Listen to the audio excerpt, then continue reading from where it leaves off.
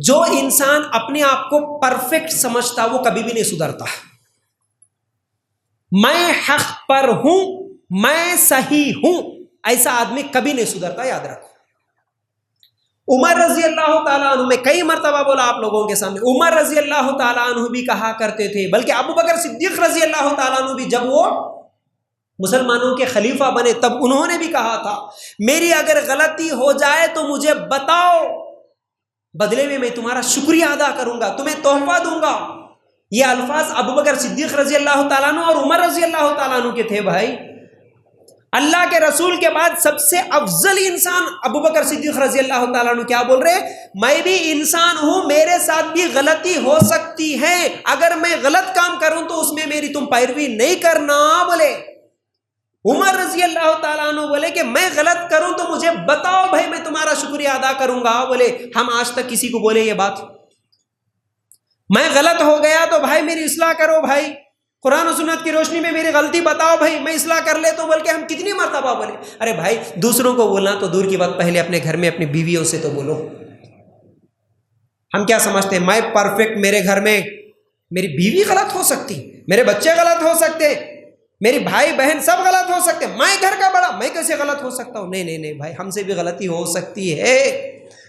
بولو کہ میرے سے اگر غلطی ہو جائے تو مجھے بتا دینا، ٹھیک ہے؟ اپنے آپ کو جب تک میں حق پر ہوں، میں پرفیکٹ ہوں، کبھی بھی نہیں سدھر سکتے. اور دوسری چیز اس میں ایک چیز ایڈ کرنا چاہتا ہوں، وہ یہ ہے جو انسان بھی کسی بھی جماعت میں ہوتے ہوئے، کسی بھی طریقے پہ ہوتے ہوئے، کسی بھی عقیدے پہ ہوتے ہیں میں پرفیکٹ، میں جیسا نماز پڑھ رہا ہوں وہ صحیح ہے، میرا جیسا عقیدہ ہے وہ صحیح ہے، میرا عمل صحیح ہے، تو کبھی بھی نہیں سدھر سکتے.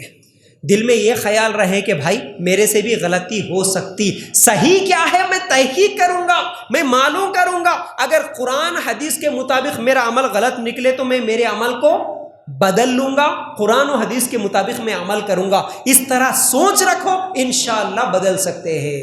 جتنے لوگ آج گمراہ ہیں نا، وہ لوگوں کی یہی سوچ ہے کہ ہم پرفیکٹ ہیں، ہماری جماعت صحیح، ہمارا عقیدہ صحیح، ہمارا عمل صحیح، اس لیے نہیں بدل سکتے. جتنے لوگ بدلے وہ لوگ اس لیے بدلے کہ بھائی تحقیق تو کریں گے، کیا ہے کہ بھائی مرنے کے بعد تو موقع نہیں ملتا، ابھی تحقیق کر لیں گے میں صحیح ہوں یا نہیں ہوں. تحقیق کرو، بدلتے ہیں انشاءاللہ.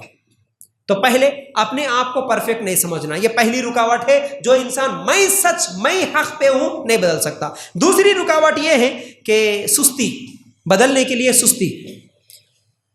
چلو مول صاحب سدھر جاؤ، کتنے دن گناہ کرتے، چلو بھائی آ جاؤ نماز کے لیے، چلو بھائی شراب چھوڑو، کچھ بھی بولے نا، نہیں مول صاحب آج نہیں کل، اگلے رمضان سے سدھر جاتا ہوں.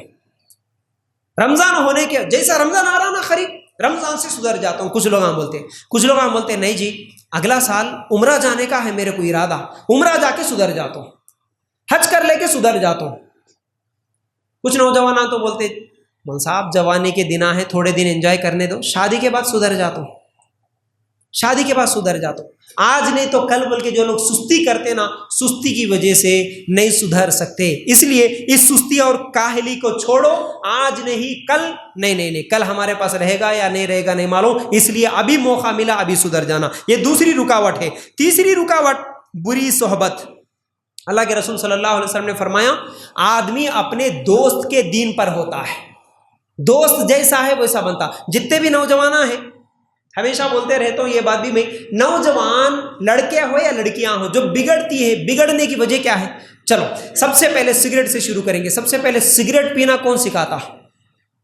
کبھی ابا بٹھا کے، ابا سکھاتے کسی کو چل بیٹا لے کے آ جا، دو تیرے لیے ایک میرے لیے ایک، گھر میں بیٹھ کے پھونکیں گے، سکھاتے؟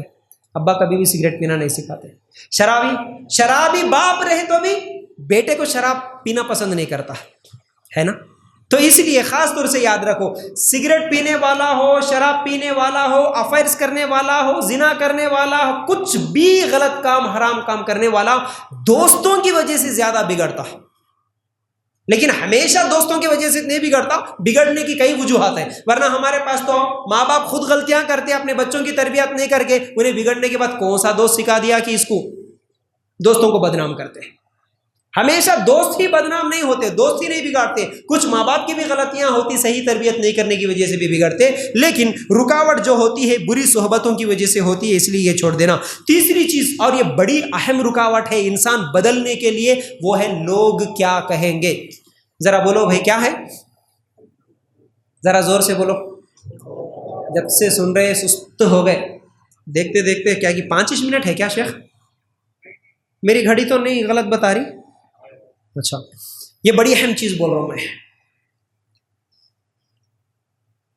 کون سی رکاوٹ؟ میں تم سے سننا چاہ رہا ہوں بھائی، ذرا زور سے بولو، لوگ کیا کہیں گے۔ یہ جو سوچ ہے نا، اکثر مسلمانوں کو، اکثر لوگوں کو بدلنے سے، سدھرنے سے رکاوٹ بنتی ہے یہ ایک سوچ، یہ ایک چیز یا ایک جملہ۔ ہر معاملے میں اگر میں داڑھی رکھ لیا تو جوشیلا بیان سن لیتا کوئی نوجوان، نہیں مول صاحب اب محبت رسول پہ بولے، اب نبی کے لیے جان دے دیتا ہوں، ایسا تیار ہو گیا۔ اب آخر میں مول صاحب یہ بولے نبی کے لیے جان دینے والے کون، بولے تو سب ہاتھوں اٹھائے، پھر وہی نبی کی محبت میں داڑھی چھوڑنے والے کون، بولے تو جذبات میں وہ بھی ہاتھوں اٹھاتے۔ آدھے نوجوان تو سوچنے میں پڑ جاتے، ماں مول صاحب لا کے کہاں کی پھنسا دیے، کہہ رہے جان دینے کے لیے تیار مگر داڑھی چھوڑنے کے لیے تیار۔ نبی بولے معاف کرو، بیگم بولے صاف کرو، ماں بیگم کیا بولتی کہ کیا ہے کی، یہ دماغ میں رہتا۔ ہر چیز میں لوگ کیا کہیں گے، میری بیگم کیا بولتی کی۔ کئی نوجوان تو یہ بولتے مول صاحب بیانات سن لیا میں داڑھی چھوڑ دوں، بولے تو ہماری امی نہ کو بول رہے کیا، ارے بابا تو اب بھی شادی نہیں ہوئی تو پہلے داڑھی رکھ تم بول رہا، داڑھی رکھ لیے تو امی کو کیا پرابلم،